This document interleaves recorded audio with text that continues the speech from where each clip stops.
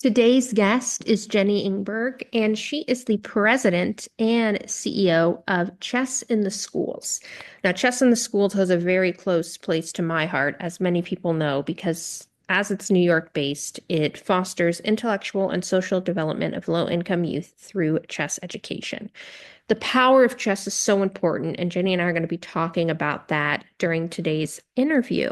But I also want to share that Jenny comes to Chess in the Schools from the American Museum of Natural History, where she served as the director of the Children and Family Learning Program for more than 7 years. And her journey through a variety of educational programs, developing curriculum, is just so fascinating. And we're going to hear about how that work led her to Chess in the Schools. Take a listen. Thank you so much for joining us. I'm so excited to have you on. Thank you for having me. Yeah. I feel like it's just so funny. Like I had, I'd reached out on LinkedIn and now we're here and we were able to connect before just because I love everything that's happening with chess in the school. So I'm excited for people to hear your story and your insight really about how chess is just such a powerful tool to empower young people. Yeah, I'm really excited to share our work with you and your audience. So I want to start at the beginning because we know that you are the CEO of Chess in the Schools, but I want to go all the way back because you really started as a science teacher in New York City, and that's where you're based. So can you tell us a bit about your journey? Like, what did that look like from your early beginning and then now to where you are as the CEO? Yeah, of course, because I never imagined I would be where I am today, for sure. I started um as a kid wanting to be a marine biologist. So you can imagine that my path was very focused in one direction for a very long time. It wasn't until I was an undergrad where I shifted to being a teacher. Um, but it's been a good fit for me being in the education space. I really like working with kids. I like people and I love science. And so that was really the impetus for starting that path. Working in New York City schools was enlightening. I learned a lot about how people learn, and that drove me to really want to investigate what's involved in learning science and in teaching science. And I think that set a really solid foundation for me to transition ultimately to where I am in chess, which may not seem like a natural connection. Um, but I think it my pathway here was pretty windy as well. I started out as a public school teacher, teaching high school chemistry and biology in New York City public schools. I had incredible mentors at every step of my path. So even when I started teaching, the principals at my school were really dedicated to ensuring that their staff was really strong. And so they invested a lot in having staff developers come in and work with us one on one. And so I was lucky enough to have someone in my classroom. Her name's Catherine Salduti. She was working with me on a weekly basis.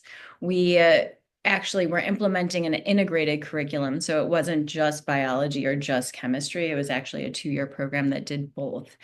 And I think thinking integratedly about learning and the fact that a lot of the disciplines that we learn don't happen in isolation in the real world, even though we teach them independently in schools, is really a more accessible way for kids to be able to learn. And so we did units that were about food, nutrition, and fitness. It wasn't, and we hit all the content that we had to hit, all the standards we had to hit for both biology and chemistry over that 2 years. But thinking not just I'm going to learn the periodic table for the sake of learning the periodic table became way more engaging for the kids and also drove their learning in meaningful ways. And so that set me on a track where I thought differently about learning because the way that I had learned chemistry, for example, was off an overhead projector in the dark.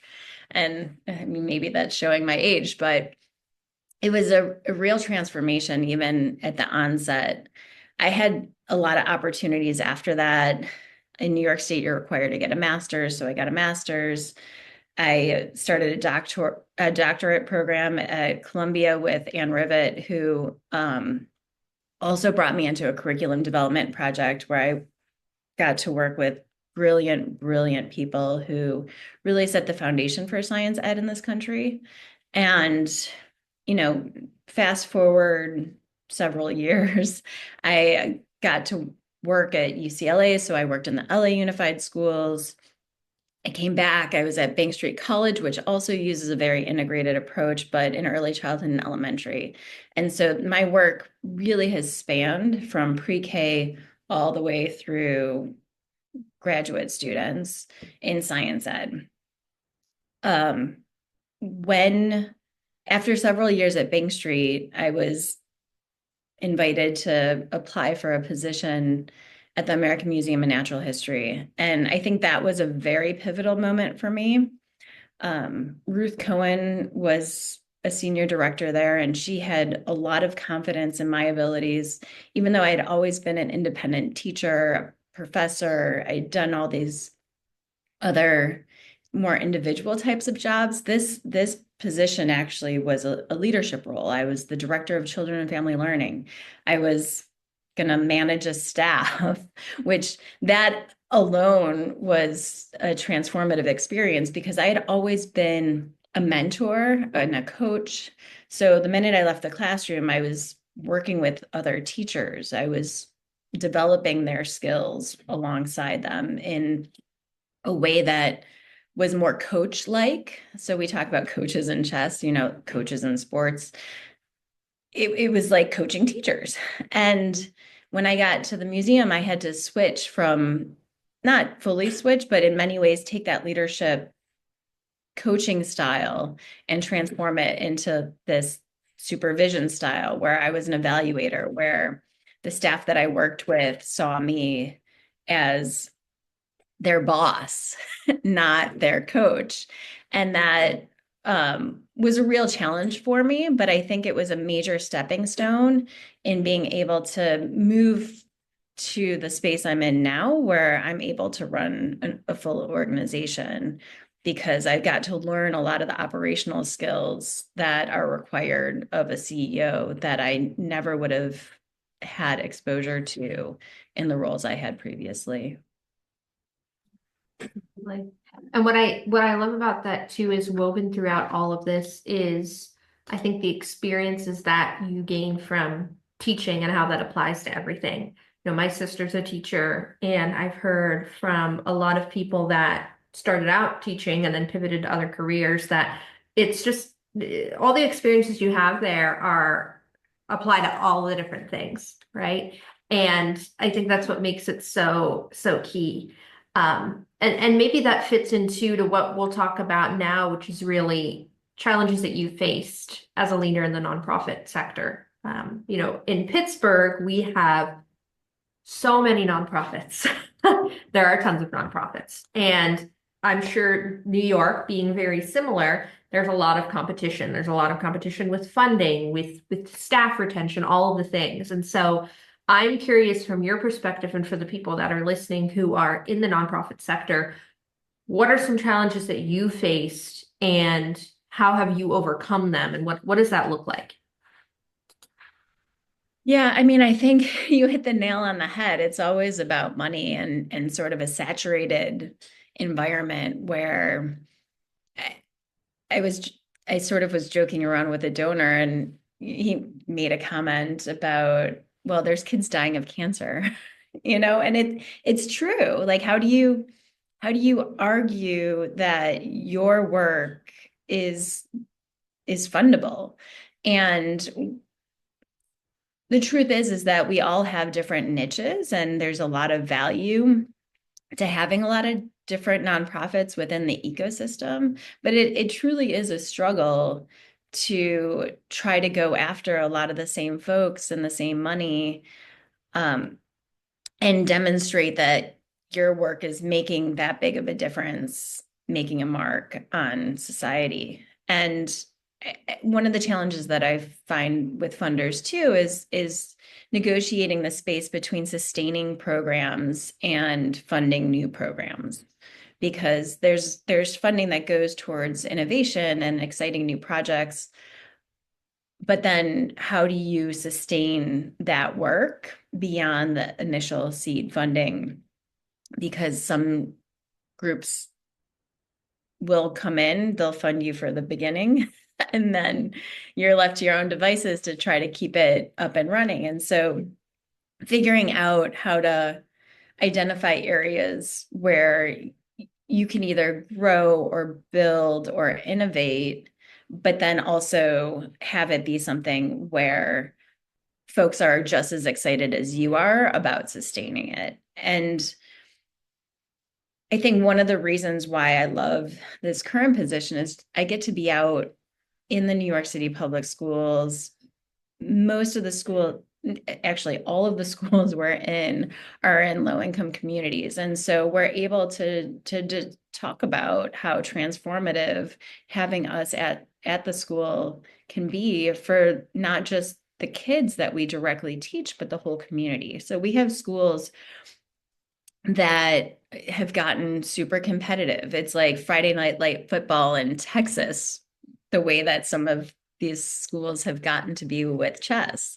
They're so excited. It's something for their community to completely rally around. Parents come out with food to serve at tournaments that we host. It's just, it's celebratory and it's exciting, and it's a way to uplift not just the children, but their whole families and their whole schools. And I don't know that that's necessarily the answer to the question, but I think a lot of it comes back to, being grateful to the stakeholders that continue to support. We have an incredible board who's very dedicated to us, and they have found their passion for us in so many ways and speak on our behalves. And I think building the right board is one solution to a lot of those challenges. Having them value as much as you do the ability to have full-time instructors who have benefits and can make enough money to survive in New York City.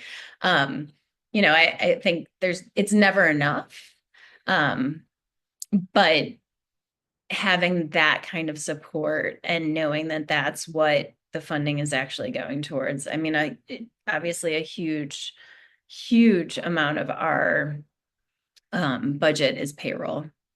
And, our payroll really determines how many kids we could reach. So for every instructor, they can only be in so many schools a week, 4 to 5 schools a week, plus a tournament on a Saturday. They're really hustling on our behalf. And, you just want to make sure that they are taken care of so that they can bring their best work to the kids.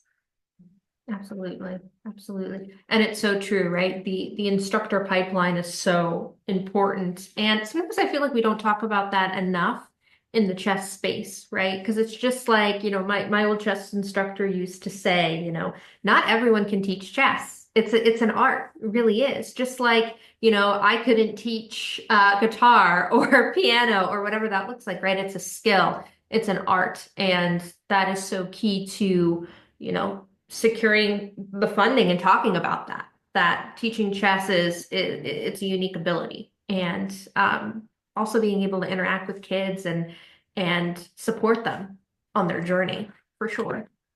Yeah, exactly.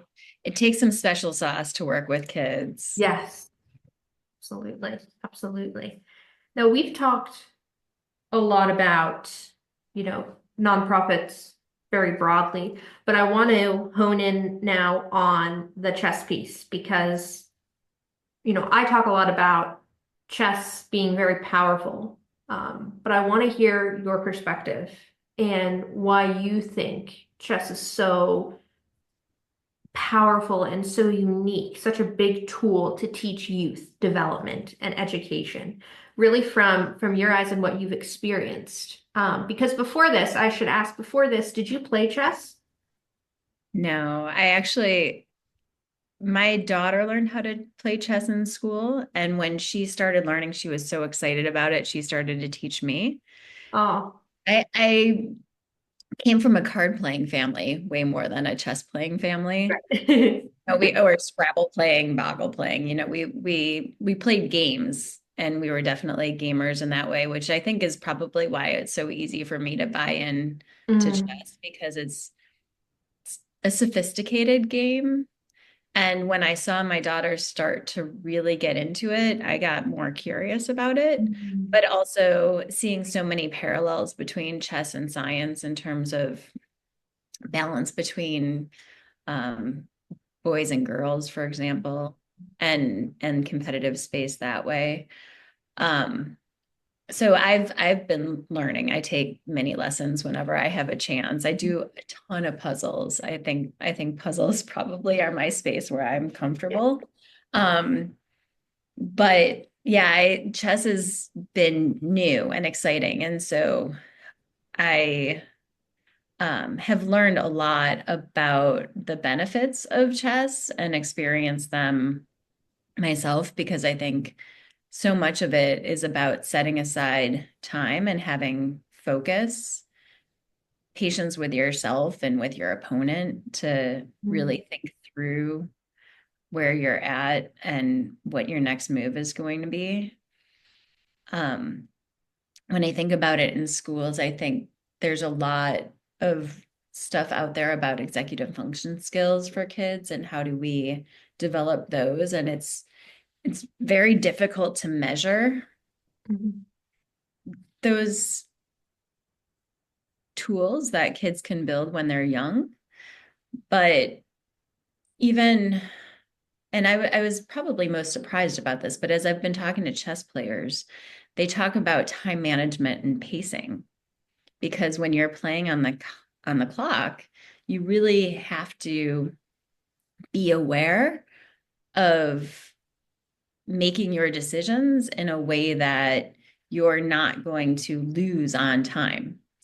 And time management is a skill that definitely could transform kids in terms of pacing and understanding pacing. When I think about how often I waited till the last minute to do work, and I think I was in grad school before I understood that I had to start writing weeks in advance of when assignments were due. It certainly wasn't my practice in K-12. mhm, And I think that that's something that if we can support kids earlier in thinking about time and pacing, that alone is a pretty significant mhm. um, experience for kids to be aware of.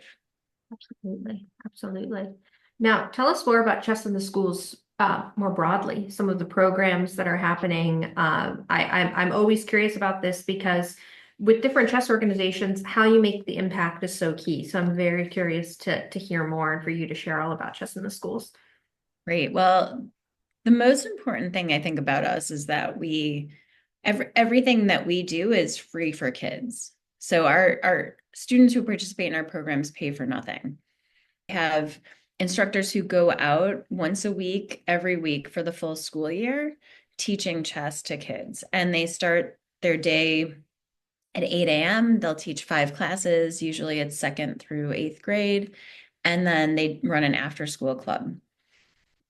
The kids in those programs, it's compulsory. So it's like taking gym class. They have chess once a week.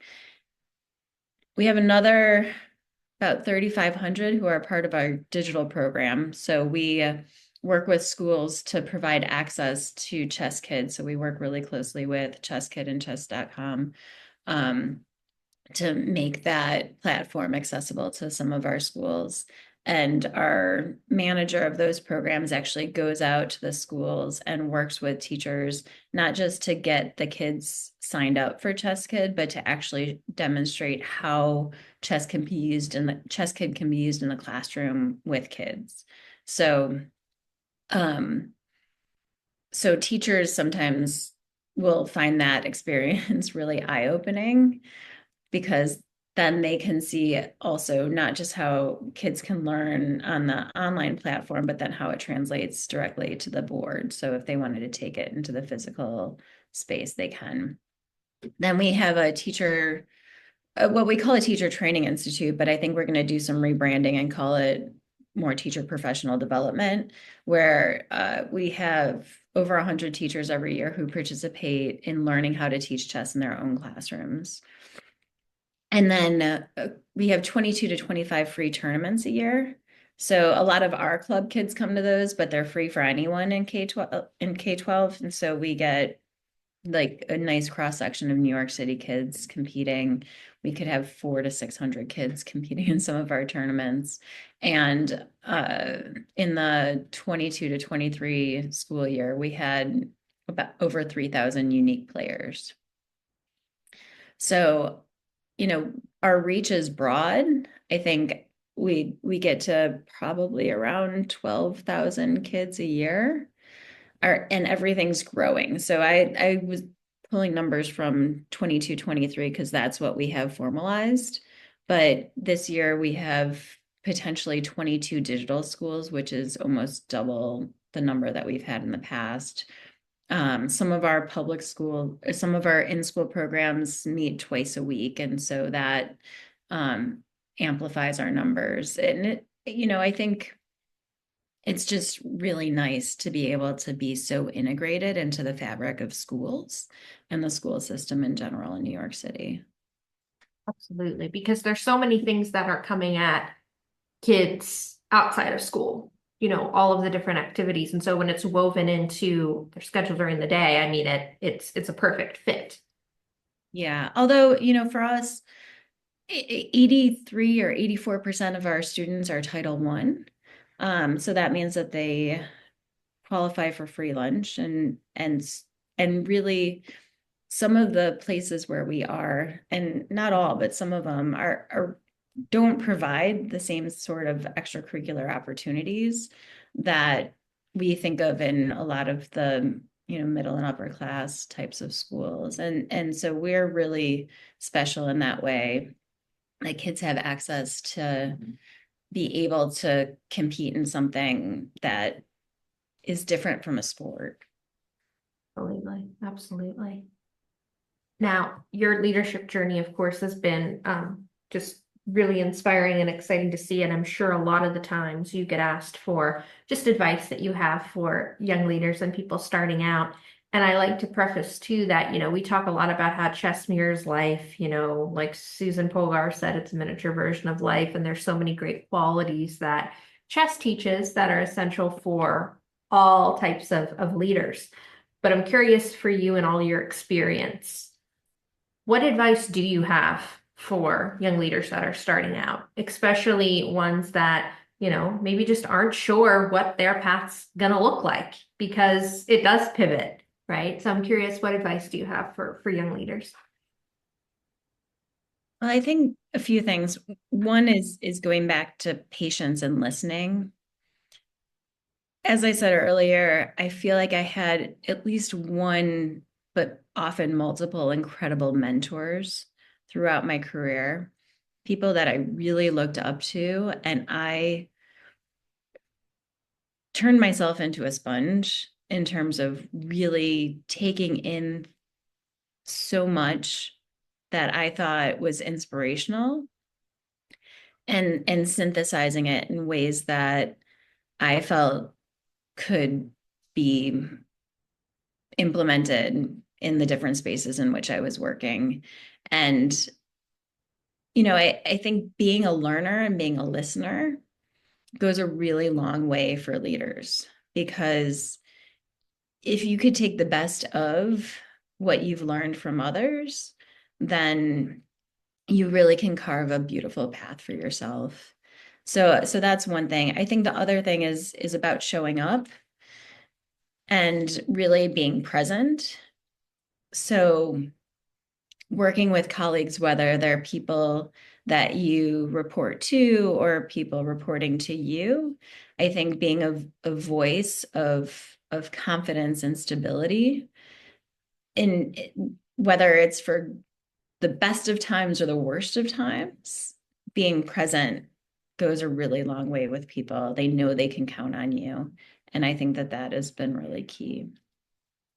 Absolutely, absolutely. I love what you said about the sponge because I that's such a great way to put it, right? Soaking in all the information and then, the more you soak in, the more that you can share out with those that are around you. I really love that for sure. My favorite question, and I always preface it with this, is that some people are unsure how to answer it because it's a unique question, right? But it's the premise of what we're trying to do here, really understanding what that inner queen means to you. So I love to ask this, but what does unleashing your inner queen mean to you? And along with that, how do you unleash your inner queen? Well, it's funny. I'm naturally not very extroverted. I hold everything very close, and it takes a lot of effort for me to put myself out there. Mhm. But as I've grown and I've seen so many people working towards so many different things, and maybe this comes back to being present a little bit, but I feel like unleashing your inner queen is about being there in support of others. Mhm. So it comes at many levels. In terms of my classroom, it's about having an asset perspective of my kids, knowing each and every one of them has potential to grow within my space, within my colleagues or my peer group or my friends. It's about knowing what others are aspiring to do and figuring out where I can play a role in helping them achieve their own goals. And sometimes I wish I had more focus on what I'm driven to do and how I want to accomplish it, but I also know that I can't accomplish anything on my own. It's always looking to others. And so I want to be there for others and I want others there for me, and creating a system and finding and being there for folks that I find within my life to support, uplift, and help them move forward is really, I think, how I unleash my inner queen. I love that. And I guess I should ask too, what's your favorite piece on the chessboard? And you don't have to say the queen. I actually think it's the knight, Mhm. and only because I like that it jumps. Mhm. Yes, absolutely. Absolutely. Absolutely. I think when I ask that, the knight, people love to say it's the knight. I rarely hear the king. Most people say queen, knight, and surprisingly pawn. Um, because it's just they feel like it's exciting how it can get to the other side, right? Yeah. But I rarely hear the bishop or the king, but the knight's always an exciting piece, and especially seeing how it's changed over time, physically the structure of it's always exciting too. Yeah, I mean, I think aesthetically it's definitely the cutest. Yes, definitely. But I think it's also just about, like, if you really were to parallel it with life, the journey's not always smooth. And when those other pieces move, you know, directly, it feels like those are smooth paths, whereas the Mhm. night jumping sort of makes it feel more abrupt.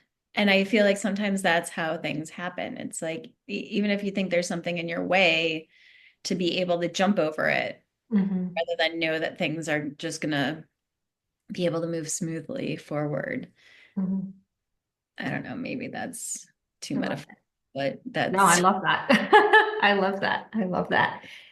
Thank you so much for joining us and just for all that you do. And we'll link all the info on Chess in the Schools. But if somebody wants to get in touch with you or get involved with the organization, what's the best way that they can reach out? they can reach out to me directly at my email, which you're more than welcome to share. Mhm. Perfect.